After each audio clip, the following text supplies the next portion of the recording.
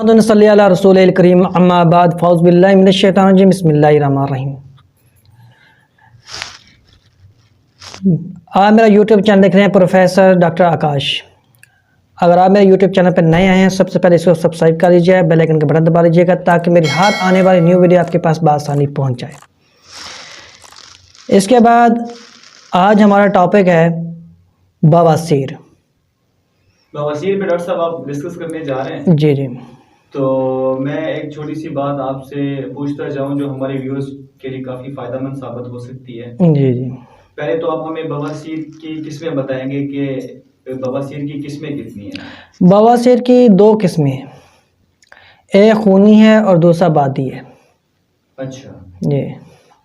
तो खूनी में तो लफ्ज़ से ही पता चल रहा है कि जी जी ब्लड आता है। ब्लड आता है। हाँ और जी। बादी में जो ये थोड़ा सा समझा बादी जो है उसमें ब्लड नहीं आता, उसमें सिर्फ पानी खराज होता है, पानी का थोड़ा थोड़ा सिमटा रहता है मकद से। और जो खूनी है उसके लिए तो वो ज़ाहिर बात है मौके बन जाते हैं, मस्से बन जाते हैं, उनमें से खून निकलता है और ये बहुत ज़्यादा तकलीफ़ देह अमल होता है। ये जो खून निकलता है ये अंतड़ियों में से आता है या मैदे में से होके आता है, या जो मौके टूटते हैं उनका खून निकलता है? ये मौके टूटते हैं उनमें से खून निकलता है। उनका खून निकलता है। जी जी, क्योंकि ये मैदे का ताल्लुक तो यहाँ पे है ही नहीं, ठीक है ना। मैदा एक अलहदा चीज़ है, उसका अलहदा एक काम है और आंतरियों का एक अलहदा काम है। अगर आप देखें अगर एक आंतरी कट जाए तो उसका तो ब्लड बंद ही नहीं ना होता, वो तो चलता रहता है। लेकिन जो मस्से हैं ये किसी टाइम ब्लड देना शुरू हो जाते हैं, किसी टाइम ये रुक जाता है। तो इसमें जो है दर्द की जो शिद्दत है, जल्द की ऐसे चुभन होती है बहुत ज़्यादा और तकलीफ़ बेतहाशा होती है। ना इंसान लेट सकता है, ना बैठ सकता है, ना खड़ा हो सकता है और एट ए टाइम उसको बस बेचैनी लगी है तो वो चलता ही रहता है। तो ग़िज़ाइयत पे आप क्या बात करेंगे कि जिस शख्स को बवासीर है उसको ग़िज़ा किस तरह की लेनी चाहिए? उसको सबसे पहले तो मिर्च मसाले वाली चीज़ें बिल्कुल परहेज़ करनी चाहिए। बाई बात ये जो है अपना चावल वगैरह हो गए और शवारमे हो गए और इसका नाम क्या है फास्ट फूड वगैरह, ये तमाम चीज़ जो है ना अपना तर्क करनी चाहिए। मिर्च जो है जो आई थिंक सब्ज़ मिर्च होती है वो बिल्कुल उसको तर्क कर देना चाहिए। ये ना हो क्योंकि इन चीज़ों से ये चीज़ ज़्यादा भी होती है और फिर जो तकलीफ़ होती है बहुत ज़्यादा होती है। लेकिन इसके साथ साथ जो है ना ख़ास तौर पर एक ऐसी चीज़ का अलामत है जो हमें परहेज़ करना चाहिए, उसका ख़ास ख्याल रखना चाहिए, वो है कब्ज़।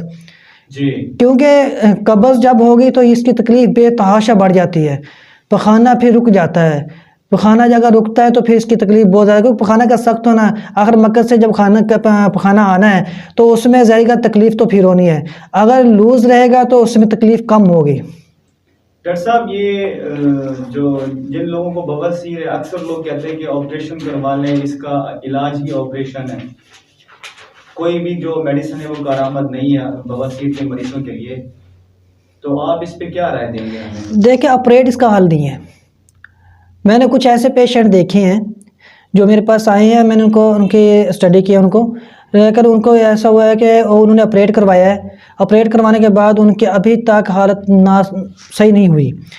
पेन बेतहाशा है, ब्लड तो नहीं आता लेकिन वो ज़ख़म जो है हील होता ही नहीं, कई कई अरसे तक हील नहीं होता और जिसकी वजह से वो ना काम कर सकता है, तकलीफ़ वहीं की वहीं रह जाती है। तो आप अपने होम्योपैथिक में कुछ ऐसी मेडिसिन हमें बता सकते हैं कि जो इसका मुस्तकिल इलाज हो और इस बवासीर से जान छूट जाए? जी बिल्कुल, होम्योपैथिक में इसका 100% रिज़ल्ट है। होम्योपैथिक ऐसी मेडिसिन है जिसके मुज़र असरात नहीं हैं, बल्कि इसके साइड इफ़ेक्ट बिल्कुल है ही नहीं और ये बहुत करामत चीज़ है। अब उसमें जो होम्योपैथिक में है ये है पेओनिया कंपाउंड, ये BM नंबर में है, BM में पेओनिया कंपाउंड। ये बहुत अच्छी मेडिसिन है, इसमें तकरीबन 6 से 7 फार्मूले इसमें मिले हुए हैं और जिससे ये बनी हुई है। जो इसका फर्स्ट ऑफ ऑल है वो है एसिड नाइट्रिक और एस्कोलेस है और साथ इसमें हाइड्राइड स्कीन और नेक्सोमिका, पेओनिया और सल्फ़र। ये 0.10 मिलीलीटर ये तमाम तरह इन्होंने आपस में मिलाकर यकजान किया हुआ है। तो इसकी डोज क्या बताएंगे आप हमारे व्यूअर्स को? बालग के लिए 10 से 15 कतरे दिन में 3 से 4 टाइम हाफ कप पानी में, और नाबालग जो हैं वो हाफ कप यानी कि इससे आधी खुराक लेनी है और 3 से 4 टाइम इस्तेमाल करेंगे कि अगर आप 10 से 15 कतरे ले रहे हैं इधर फिर 5 से 7 कतरे हो जाएंगे तो ठीक है।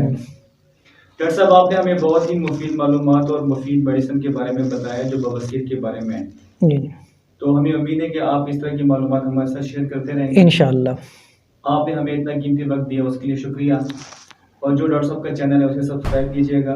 अपने व्यूअर से हमारी दरख्वास्त है बेल आइकन को भी दबा दें ताकि आने वाली हर मालूमाती वीडियो डॉक्टर साहब की मिलती रहे। और इसके साथ मैं आपसे एक बात का मैं हमेशा इल्तिजा करता हूँ और हर वीडियो में मैं इल्तिजा करता हूँ कि प्लीज़ 5 वक्त की नमाज़ पर अदा किया करें और खुद अल्लाह से दुआ मांगा करें कि अल्लाह ताला शफ़ाए कामिला अता फरमाए क्योंकि हमारी मर्ज़ अल्लाह ही पैदा करता है और अल्लाह ही ने उसको ख़त्म करना है क्योंकि हमारा तवक्कुल रब पे है। और मैं किसी चीज़ पे नहीं मानता, मैं सिर्फ एक अल्लाह को मानता हूँ और उसके रसूल को मानता हूँ। तो उसकी इबादत करें ताकि अल्लाह ताला आपके हामी नासर और आपकी बीमारी को ख़त्म करे। वस्सलाम।